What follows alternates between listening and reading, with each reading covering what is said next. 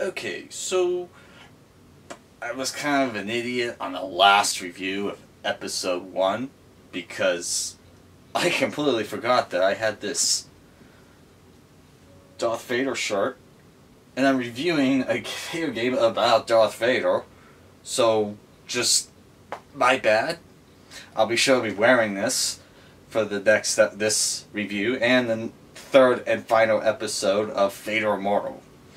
So, and yes, I probably should go back and refilm the first episode, but I'm kind of lazy, so I'm going to get into it now.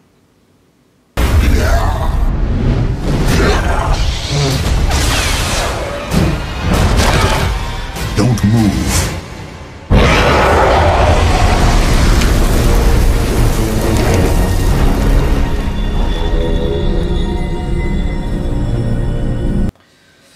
So, after the blast I had with episode 1, I immediately was looking forward to getting into episode 2. And normally I would have reviewed these all together, but on the PlayStation VR, these are 3 separate downloads. You can't buy them separately, so why the 3 separate downloads, I do not know, but since they're 3 separate downloads, I figured make it a little simpler, just do 3 separate reviews. When this originally came out on the Oculus, it was 3 separate releases, several months apart. And I'm kind of glad they were, because some improvements have been made. Now, this episode introduces us to Force powers. First episode introduced us to the lightsaber, and now this episode introduces us to the ability to move crap with your mind. And it is insanely awesome. They're very simple, but they're very cool. Now, I don't know how into Star Wars you are. I'm not so into Star Wars that I know what age era that a certain starship comes from in the series, but I do know that Jedi and Sith have all these varieties of force powers, or superpowers if you want to call them that. And so there's a huge variety, but in this, it's very simple. You can move stuff around with your mind, or with the Force.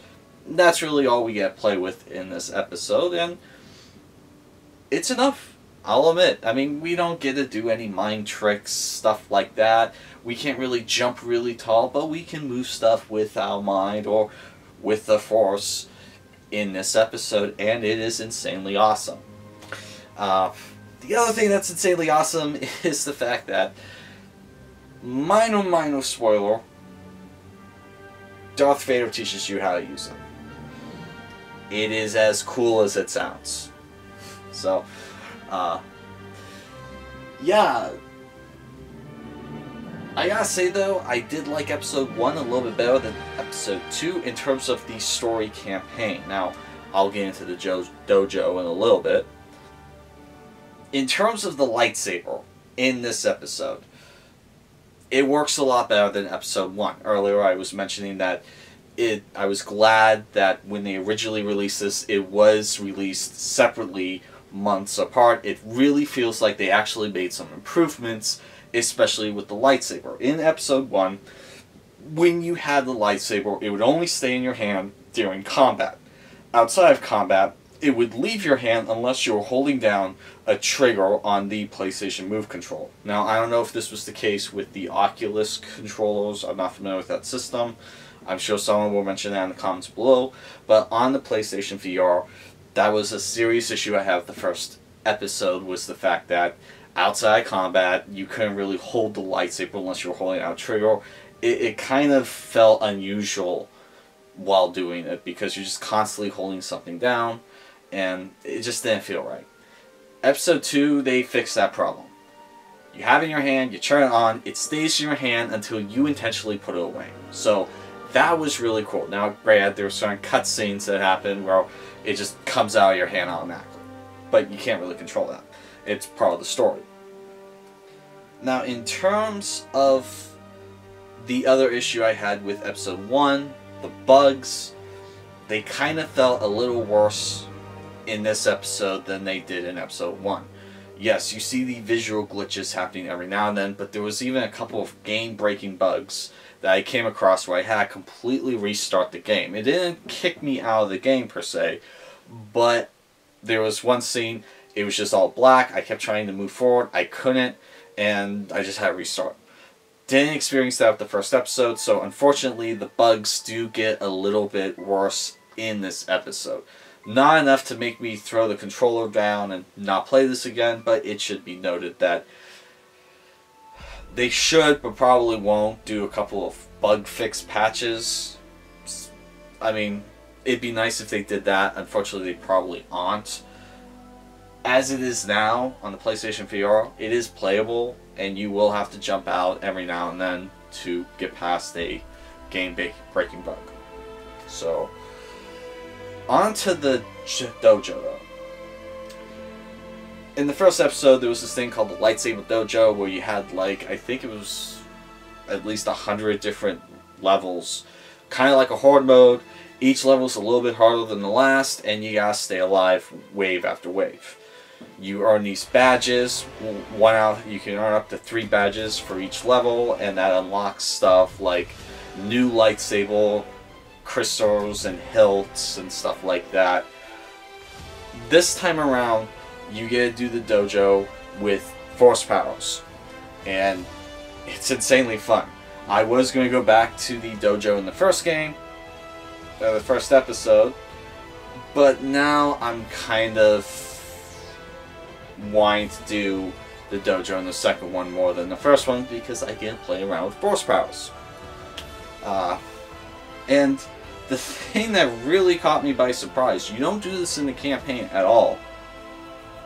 I just found out by accident was that you can actually throw your lightsaber and it comes back to you like Thor's hammer does in the Marvel Cinematic Universe films. It is so amazingly cool. Just describing it doesn't do it justice. I mean, I was playing the dojo, I was using the force powers, hacking away. It's like, yeah, I'm getting a little bit bored with this. And then the lightsaber just flies out of my hand. And it comes back. And I wound up playing for another hour. Just throwing the lightsaber over and over and over again. I mean, it was insanely addictive. Now, Grant, earlier I did say that this episode was shorter than episode 1. I didn't like that. I really would have liked for it to have been longer. But the dojo does add a lot of replayability. So even though in total this campaign with all 3 episodes is probably only like 3, maybe 4 hours, you will have a lot more playtime with the dojos because that's kind of where the most fun is at. I still stand by my statement with the first game. This is a killer app for the PlayStation VR. It's definitely worth getting. I've seen this game run around 20 bucks every now and then. It's usually like 25 or 30, but if you see this on sale, absolutely get it. You do need a PlayStation VR and 2 move controls to do so, but it is totally worth it. Vader Immortal Episode 2 must get you, if you're getting this on PlayStation VR, you'll get them all together in one purchase. They don't sell these separately. So, my name's Chris, this is 11th Hour Reviews, and I highly recommend this game.